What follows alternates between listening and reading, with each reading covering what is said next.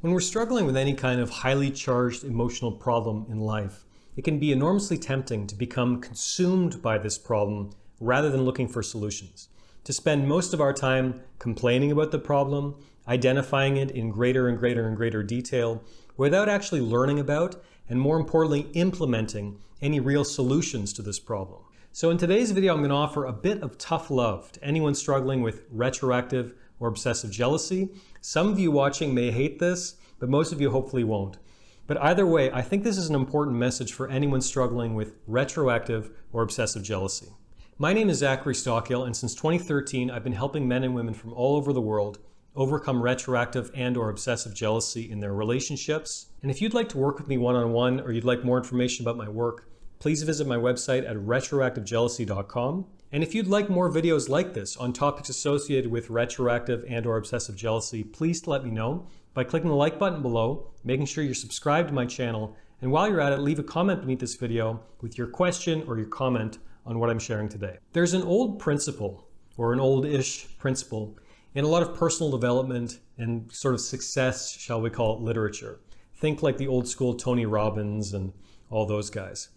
And the basic idea is anytime we have a problem in life, whatever it is, we should spend about 20% of our time identifying the problem, getting in touch with what it is, and trying to really figure it out. And the other 80% of our time should be devoted to implementing and testing out real solutions to this problem. So if you visit many YouTube channels, for example, related to, I don't know, men's rights or divorce rights or family law courts or dating or relationships or whatever it is, you'll find that this ratio, this 80-20 ratio, has been reversed. Quite frequently on these channels, only around maybe, if you're lucky, maybe 20% of the content is devoted towards solutions, and at least 80% of the rest of the content is complaining and whining and spinning wheels in the mud and drama and all the rest. I hope if you've been watching my channel for a while, you realize that I've really made a conscious effort to make this channel be different. I don't want to just be talking about retroactive jealousy all the time without implementing real solutions, without offering real solutions to you. Because what's the point? If you're struggling with this problem in life, my guess is you don't want to be struggling with this in 1 year, 2 years, 10 years, 6 months. My guess is that if you're watching videos like this, most of you actually want to put this problem behind you. You don't want to be watching this video or watching videos like this in 10 years still struggling with retroactive jealousy. Anyone who read my first book, Overcoming Retroactive Jealousy, or anyone taking my introductory course, Get Over Your Partner's Past Fast, I'm sure a link will appear above if you're interested in that. The course is overwhelmingly filled with solutions. Same with my first book, Overcoming Retroactive Jealousy. Solutions take up about 80%, if I were to guess, 75-80% of the book, rather than just identifying and discussing and complaining about the problem in endless and, in my view, unnecessary detail. My basic point is I try to gear all my work towards not being a victim, towards taking proactive steps, towards realizing our own personal power in any moment, even in the most hopeless situations. I always come back to the maxim from Stoic philosophy that I found so useful in my own life over the years. Focus on what is within your sphere of control and disregard everything else. Anytime you're struggling with a problem in life, this maxim is applicable. Focusing on what is within your control and disregarding the rest. But again, you'll find that, in my view, so much content around relationships and personal development, it's exactly the opposite. Everything is focused on, the other people that are the problem, or society that's the problem, or all these things that are external to the person having the problem. But again, there's a good reason for this, and it's a cynical reason, but it's a reason nonetheless. For many people, being a victim feels really good. They like this phenomenon of being a victim because when you define yourself as a victim and nothing else, it gives you permission to be lazy, or at least many people look at it that way. I'm a victim of these things. I'm a victim of my ex-girlfriend. I'm a victim of my partner. I'm a victim of my parents. I'm a victim of the dating market. I'm a victim of modernity.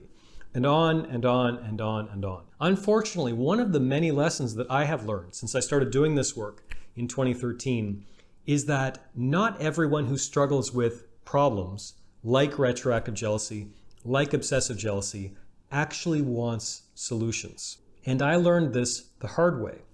I answered God, I don't even know, thousands and thousands and thousands of emails in the early days of my blog, retroactivejealousy.com.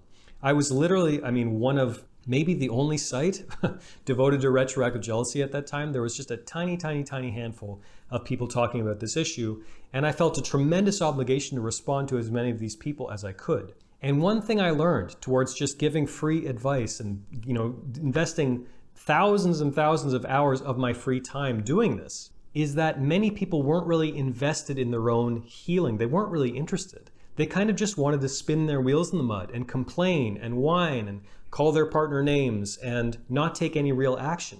They kind of just wanted to stay in this victim mentality because they got used to it, and on some level they were lazy. Because in my exchanges with these people, and these were not coaching clients, these were just random people from the internet. In my exchanges with many of these people, I would lay out solutions and I would give them plans and I would say, okay, you're having this problem, then try this. And okay, you're struggling with this particular issue. Okay, what about this? This works. I know this works because dozens of other people have told me it works. Try this, try that, try this. And again, I'd follow up with them sometimes weeks or months later. They haven't tried anything, they haven't implemented anything, and they're still spinning their wheels in the mud needlessly. They haven't taken any action. They haven't taken any real steps. They're spending all of their time identifying the problem rather than devoting the overwhelming majority of their time to working towards real solutions. So at a certain point, I realized that I couldn't just keep giving my time away endlessly, hours and hours every day, responding to emails and responding to blog comments and giving away all of my time to these people who are not really invested in their own healing. Thankfully, this really improved once I really started formalizing my coaching practice in 2014, once I started taking on clients in a more structured basis. And thankfully today, the overwhelming majority, we're talking 99% of people who actually sign up for a call with me, who actually book my time, are super invested in their own healing, super motivated, super open to learning, and super open to actionable real-world solutions to their problem. And this, I found, is so much more rewarding for me on a personal level because these people are actually making real progress. They're not having calls with me endlessly for months. We have a call or two often, or sometimes over a period of months, and then they move on because the issue is behind them, because they've actually started to put in the work, they started to implement real solutions, and they're seeing the benefits in their lives. And thankfully, I get to see some of these benefits as well. I've met up for beers with some of these people over the years. Sometimes they've taken me out as a thank you months or even years later. And sometimes we've kept in touch over the years, but they've become more proactive. They're not spinning their wheels in the mud. Retroactive jealousy is a distant memory, not something they have to deal with anymore. So why is that? What separates these people from the people who endlessly spin their wheels in the mud? And no, I'm not trying to say that the only way to beat retroactive jealousy is with my help, is with my coaching. That's not my point. My point is, one group of people is spending most of their time identifying and implementing solutions, and the other group of people is spending almost all of their time complaining about and identifying their problem in ever more unnecessary detail. So my message to you, if you're struggling with this issue, is try to seek out solutions over mere discussions of the problem. Keep trying to be proactive, even when it's tough, especially when it's tough, even if you feel hopeless, even if you feel like you have no options, because in any moment, there are multiple options available to you. You can find dozens for free on this channel if you want, on my blog, retroactivejealousy.com. Obviously, I offer a guidebook and online courses as well. But if you don't want to support my work financially, that's fine. There's all kinds of free stuff that I've offered over the years. Literally hundreds of videos like this, hundreds of blog posts. There are solutions to this problem. Don't listen to anyone on the internet who tells you there's no hope, break up with your partner and that's it, that'll solve your problem. This issue never goes away, because I am living proof that you can beat this problem for good. And if you don't believe me, again, you can go to my website and read dozens and dozens of testimonials from people just like you who managed to put this problem behind them for good. People who always maintain focus on solutions rather than merely the problem itself. Thank you for watching this video. Thank you for listening to my rant. I hope you got something out of this. And if you did get something out of this, please take a moment to let me know by clicking the like button below, clicking the subscribe button so you can be notified of new videos every time they come out. And while you're at it, leave a comment beneath this video telling me what you think. If you hated it, if you loved it, if you're indifferent, I would still like to hear from you. So please leave a comment beneath this video. Thanks again for watching, and I'll talk to you again very soon.